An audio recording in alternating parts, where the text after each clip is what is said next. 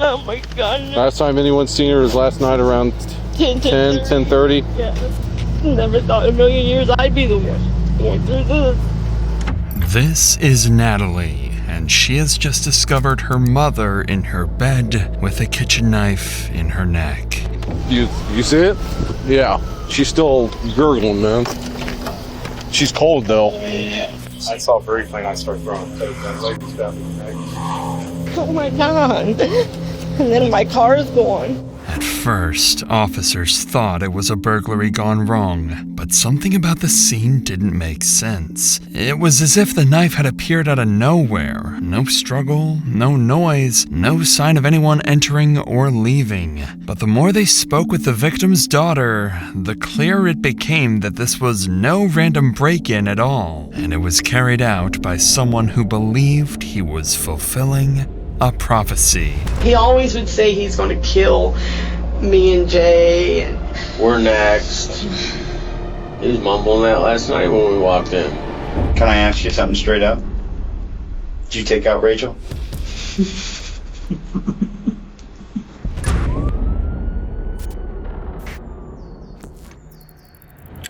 It's Wednesday morning, May 27th, when Ohio police receive a 911 call from a distressed woman reporting what she believes is a burglary that left her mother severely injured. Caller? Yeah. Are you the one that has the knife in their neck? No, my mom says she's not breathing. Station all units 57B, East Kibby 908. East Kibby, subject is not breathing. Stay on the phone with me, okay? Caller, do you know who did it to her? Oh my God, no. Okay, I've got an ambulance on the way, so just stay on the phone with me, okay? Dispatch immediately sends officers racing to the address. They arrive prepared to save a victim, but instead, they walk into something that would seriously shock them.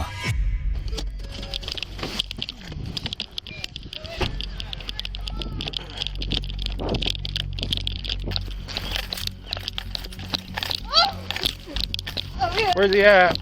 Where at? My mom. Where at? Ma'am, where at? Excuse me, where at? I hear it. Okay, move, where at? Natalie's mother, 71-year-old Rachel Cheney, lies in her bed, already cold to the touch, with a kitchen knife driven deep into her neck. Upstairs, in Natalie's bedroom, her boyfriend Jonathan is found unharmed. Let's go back here, okay? Sure. In the car? Yeah, got anything on you? Just my money and stuff. She's still gurgling, man. She's cold though.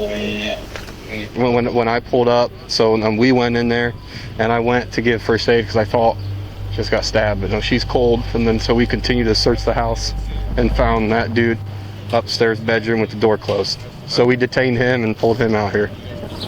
I saw briefly and I started throwing a coat. That lady stabbed in the neck. Yeah, they said she's cold. You good? Now inside on her bed with a knife sticking out of her neck. A female? Elderly, yeah. Elderly. Who was the girl that they just took out of here? Daughter. Oh, she found her? Yeah, homeowner and her boyfriend was, they were both upstairs sleeping, I guess, and she came down and she's cold to the touch. Blood's all dried. So she'd been nowhere? Yeah. It's a big knife and it's in deep, so Okay. barely could be self-inflicted. Yeah. Oh my God. Last time anyone's seen her was last night around 10:30. Asked if you wanted tacos, and now you guys went to sleep. Okay. And he was sitting out here. Yeah. Whose house is this? My mom.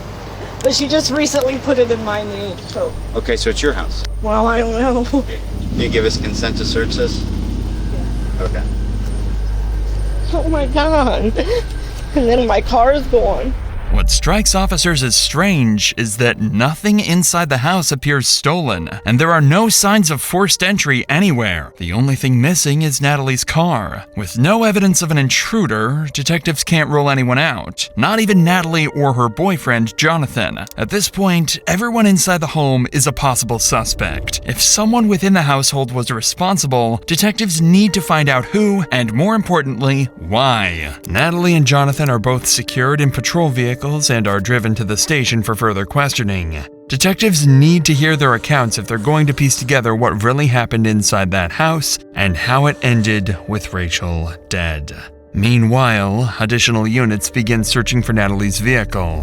What the detectives don't yet understand is that they already hold half the puzzle to Rachel's murder, and the other half is closer than they realize.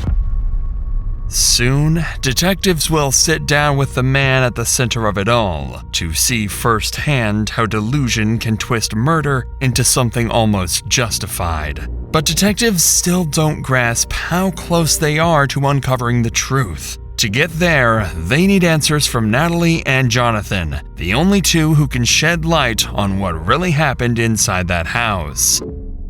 When they arrive at the police station, they're separated into 2 different rooms, and their interviews begin simultaneously. This way, detectives can ask them the same questions and see if their stories match.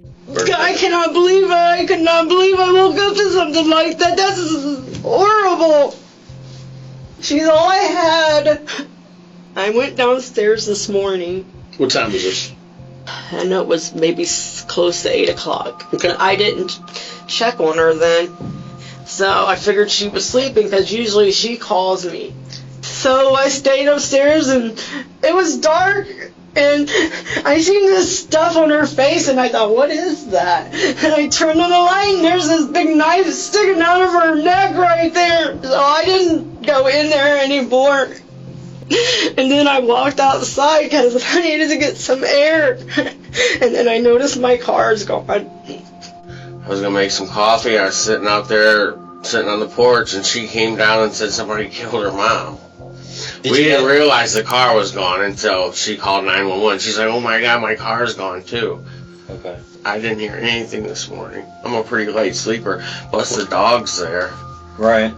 Detectives can't rule out Natalie and Jonathan just yet. They seem genuine, distraught even, but with no forced entry, no other suspects, and them being close relatives, the possibility still lingers that they could somehow be involved. But then, in the middle of her statement, Natalie remembers something she hadn't even thought to mention before. Along with her car, her brother Joseph, who also lives in the house, is missing.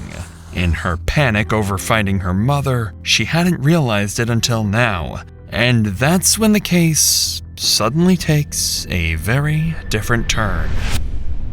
With Joseph and Natalie's car missing, detectives shift focus, pressing Natalie about her brother's behavior. Your brother, he has, schizophrenic like 8 years ago. Yeah. He used to go to the FBI. Mm-hmm. There's somebody in the FBI, and they didn't believe him, I guess, and he let it go for a while. And he went back up there, and I think he had one of his like little fits, whatever. And they handcuffed him, and I think they took him to St. Rita's or Columbus, because he was in Columbus, the mental hospital, for about a week. How long ago was it? About 6 months ago, you said?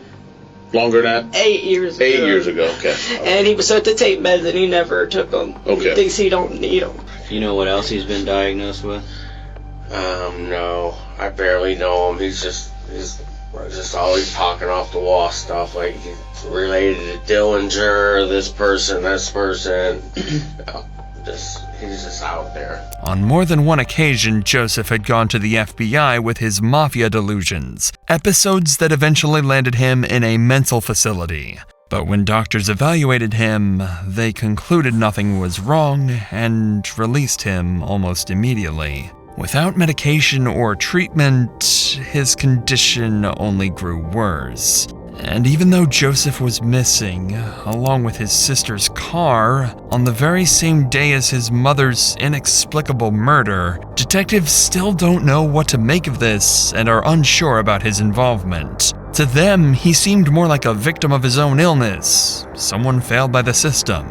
But then, Natalie says this. The only thing she ever asked him was to take her up and down the stairs so she could go places. That's all she's ever asked him. It was all on me all the time. He didn't tell. He always would say he's going to kill me and Jay, and you guys are going to kill us. And he has a knife. Knife? Yeah. Okay. What kind of knife is he? Like a pocket knife. And he always carries it? Mm-hmm. Okay.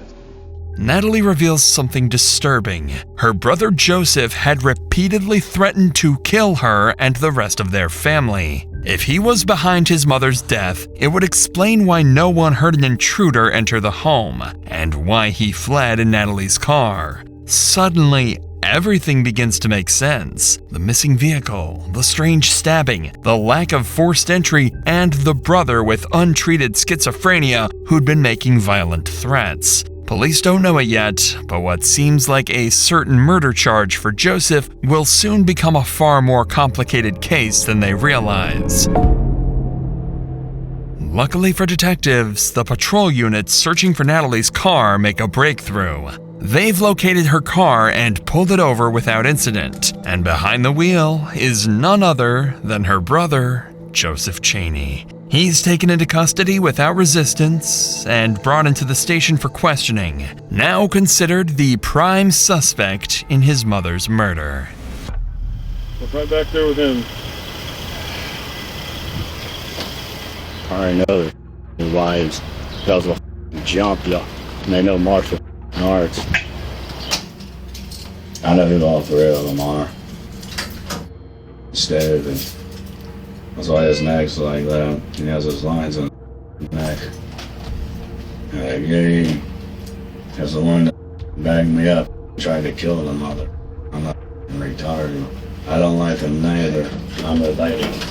So, what do you think's best, Chad? You guys got a preference? I think they're usually like one Right here? or three. How about right here? Here, I'll turn the light on. From the moment Joseph steps out of the patrol car to be escorted into the station, officers notice he's already mumbling and rambling incoherently. At first, detectives think it's just an act, a tactic to seem legally insane. But as they begin interrogating him, it quickly becomes clear something is deeply wrong. So tell me what's going on. I heard you were walking around downtown. Oh, I always take walks because I get bored sitting at home. My family used to own Lombardo's and then Oliver's, and it used to be Maddox's back in the day with the O'Donnells and Spike O'Donnell bar downtown. Mm-hmm. How are you related to them? Well, I'm related to Joseph Claudia Maddox from the 1800s. I believe he's my great-great-great uncle, I think. He worked for the Cap Ones and Al Cap One and the Chicago outfit and everything. As soon as the detective starts talking to Joseph, he begins referencing mafia names. People like Al Capone, Spike O'Donnell, and Frank McErlane from the old Chicago gangs of the 1920s and 30s. It's the first clear confirmation of what his sister had told them, that Joseph suffers from hallucinations and schizophrenia. To the detective, those claims aren't important, and instead he smoothly shifts the conversation towards what really matters, the details of Rachel's murder and how Joseph might be involved. What was going on last night? Anything major? Nothing. Just a lot of aggravation. Dead weight hanging around. Explain that to me. Just a bunch of old people around Lima that's clean. They clean to you. And they weigh you down and your kids down and they rob you every day. But the problem is they got bigger sons and daughters than you and me and everything. If you really want to know, there's a lot of clingers walking around Allen County here lately, weighing down the youth our age. I mean, you're still young and stuff. Like, say, if you got divorced, want to start over, you should be able to start over. Problem. Mm-hmm. It's a goddamn clingers walking around, and it's affecting everybody. Would you call her a clinger? Yeah, she's pretty much a clinger. She can't stop showing up people's houses, and neither can her goddamn daughter. Who's her daughter? I think they say it's Natalie. I always thought it was not a lie, but whatever. Okay. The only thing to do to get rid of them is what they used to do to them. They just shoot them in the heads and they throw them in goddamn burners. And they just say, okay, they just do a sheriff and police, a state trooper and mob and street cover up. And they just get rid of them motherfuckers. Yeah, hopefully you don't think I'm a clinger. No, not really. Joseph refers to his mother and sister as clingers. To the detective, it's a clear sign of deep resentment, evidence of a family conflict that may have escalated the night before. So he decides to confront Joseph directly, asking what really happened that night. Did you talk to Rachel last night? No, I think I brought her up the ramp and I helped her in bed, and that was it, out of the car. What time was that? I don't even remember. Whose car were you in today? I guess that's Natalie's car, or Natalie, or however you spell her name. I mean, I don't know. Did she let you take the car? No, I just took it. Where'd you find the keys at? They were on the kitchen table. Okay. What time did you leave the house with the car? I don't remember it. The daylight? 1:30, 2 o'clock. In the morning? Yeah. There's been problems all my life with my family, back and forth with whose kids are who's better than who. Your dad's who outranks who, yeah. Well, my mom always says, well, supposedly she's my mother, but I don't know if she's my mom. She might be my crazy aunt from down the street, goes around popping people in the head with fucking bullets. What's her name? I think it's Rachel, but they used to call her Rachel with an E-A-L. You get along with her, right? Not really. I mean, sometimes I do, sometimes I don't. She's a massive control freak and everything, and she drives people crazy. I don't know if she does it on goddamn purpose. How old is she? Or is she on a brain twister? How old is she? I don't know how she was probably in her 60s or 70s. Despite his mental illness, Joseph is completely cooperative with the detective, calm, open, and not trying to hide a thing. Seeing that, the detective takes the chance to ask the one question that matters most: if he had anything to do with his mother's death. Joseph's answer is exactly what the detective suspected, but his reason for it is deeply unsettling. I'm not beat around the bush with you, because I kind of like to get to see what the person's like. That's why we have this conversation and we talk. Somebody ended up dead at your house last night. I think you know that.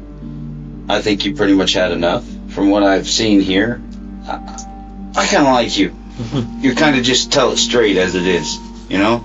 You just say, screw it, I don't care if anybody likes it, this is how I feel. I'm kind of like that, okay? Have you ever taken out a clinger? I might have taken out a few clingers in my life. When's the last one you took out? I don't know. It's been a while. I bet it. Sometimes I help out family members and I piss them off, and I don't even know it because they got machines and gadgets that they use in brain twisters and cookers. Yeah. And they shove them right up and they hook them up to your goddamn brain. You got a gun? No, I don't have a gun. Oh, well then you didn't take care of that clinger. I might have took care of a few clingers back when I was a kid. Oh, I was talking about last night. There's 8 and 9-year-olds and 10-year-olds that they train in Chicago and California all day long, and they pop them up on steroids. And the ones that arrested me and all those big muscular tattoo, they shoot them in the heads all goddamn day long and laugh at them. Who would have wanted to get rid of Rachel? Everybody wants to get rid of her. She a bad clinger?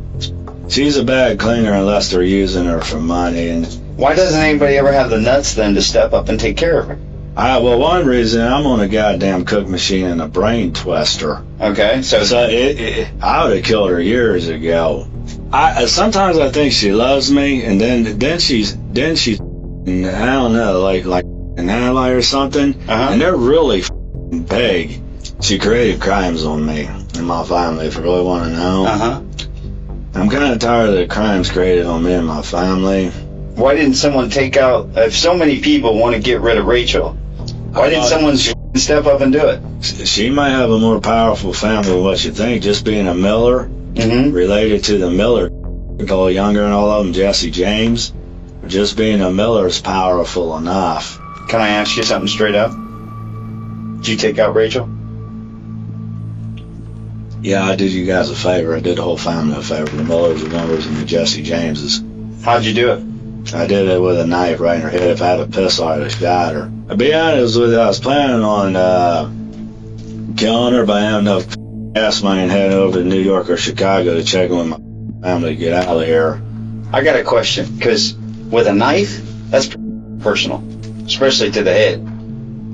To be honest with you, I did it with a gun or anything. I did her a favor, if you really want to know. What do you mean? I did you a favor. I did a lot of Millers around here favors. I mean, how do you think he did us a favor? I don't know. That's why I'm asking. Because it's just the nuisance of the thing running around and stuff and everything, and she's in misery all the time and pain and delusional. So I did her a favor. Did you eat? Have you eaten yet today? No. You want some food? Yeah. Okay. You got your chew, right? Let me run get this for you real quick. All right, bud. You take care. I'll be back. I wanted to get you some food because I know it's lunchtime. Okay? They want you to. They want you. I'm not crazy or anything, and I'm not stupid. I'm not saying you are. That's why I went straightforward with you. I'm trying to be straightforward with you guys and the ones that think they're better than everybody else. Mm-hmm. They want you to clean off this battleship deck. Well, that's not what I'm doing. I want to get you some food because I know you got chew. I know you've been out and about, haven't slept a whole lot, and I'll get you some food so you can eat. All right, buddy. Okay? No ulterior motive here. You already told me that you killed her, so what else do I need from you? You know what I mean? As if I killed her. I could have been dreaming out there because they smoked weed around me, and now they could have went around killing people because she's high all the goddamn time with Jay. Well, you knew exactly how she was killed, so... And she has a clinger to figure out. All right, I'll get you your food. Joseph admits to killing his mother almost instantly, claiming he'd done something good, even suggesting he had done the police a favor. In his mind, his mother had committed crimes against the family, his delusional reference to the gangsters he believed he was related to. In a heartbreaking confession, one that might have been prevented if Joseph had received proper treatment for his schizophrenia, but years earlier, doctors had released him, insisting nothing was wrong. His condition only worsened, feeding his delusions and ultimately leading to his mother's murder. After his arrest, Joseph pleads not guilty by reason of insanity, and he's transferred to a secure psychiatric facility for evaluation and treatment. Doctors there are tasked with determining whether Joseph is mentally competent to stand trial, and whether he truly understood his actions at the time of the murder. It would take more than 2 years of psychiatric care and evaluation before doctors finally deemed him competent enough to face prosecution. Once restored to competency, Joseph Chaney was charged with 2 counts of murder and 1 count of felonious assault. He later pleaded guilty and was sentenced to 15 years to life in prison.